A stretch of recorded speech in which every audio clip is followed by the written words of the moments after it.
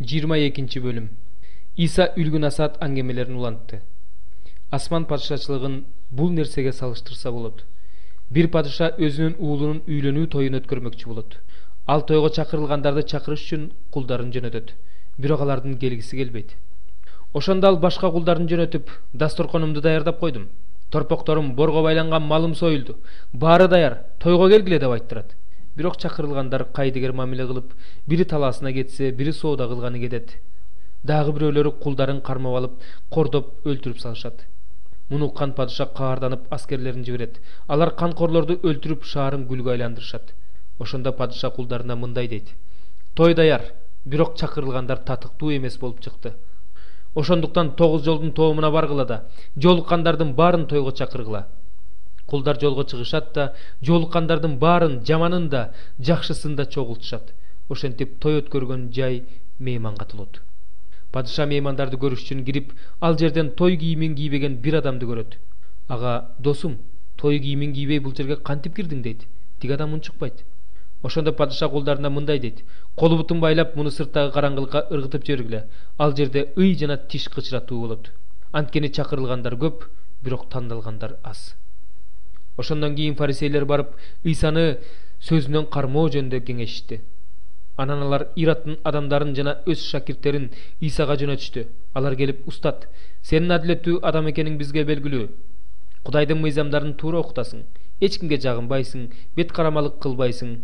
Оюңдачы, Рим падышасына салык төлөө туурабы же туура эмеспи?" дешти. Ыйса алардын арам оюн билип: "Эки жүздүүлөр, эмнеге мени сынап жатасыңар? Мага салыкка төлөнүүчү тыйынды көрсөткүлөчү" деди. Ага 1 динарий алып келип беришти. Иса алардан: "Мына бул сүрөт менен жазуу кимдики?" деп сурады. "Падышаныкы" деп жооп беришти алар. Ошондо Иса аларга: "Анда падышага тиешелүүнү падышага, Кудайга тиешелүүнү Кудайга бергиле" деди. Алар муну укканда таң калып, Исанын жанынан кетип калышты. Өлгөндөр тирилбейт деген садукейлер ошол күнү Исанын жанына келип мындай деп сурашты: "Устат, Муса мындай дебеди беле? Ким бала көрбөй көз жумса, анда анын аялын бир тууганы алып, анын тукумун уласын. Арабызда 7 бир тууган бар эле. Биринчиси үйлөнүп бала көрбөй өлүп калды. Аялы инисине калды. Экинчиси, үчүнчүсү, атүгүл 7-чиси да ошондой болду. Акырында аял да өлдү. Өлгөндөр тирилгенден кийин ал аял бул 7 бир туугандын кимисинин аялы болот? Анткени аны баары аялды калышкан." Иса аларга мындай деп жооп берди: "Силер ыйык жазууну жана Кудайдын күчүн билбегендиктен жаңылып жатасыңар. Анткени өлгөндөр тирилгенден кийин аял алуу, күйөөгө тийүү деген болбойт. Алар асмандагы Кудайдын периштелериндей болуп калышат. Ал эми өлгөндөрдүн тирилери жөнүндө болсо, Кудайдын: 'Мен Ибрайымдын, Исхактын, Жакыптын Кудайымын' деген сөзүн окуган жок белеңер. Кудай өлгөндөрдүн эмес, тирүүлөрдүн Кудайы." Буларды уккан эл анын окутуусуна таң калды. Фарисейлер Ыйсанын садукейлерди сөзгө жыкканын угуп чогула калышты. Алардын арасындагы бир мыйзам окутуучу Ыйсаны сынап мындай деп сурады: "Устат, мыйзамдагы эң маанилүү осуят кайсы?"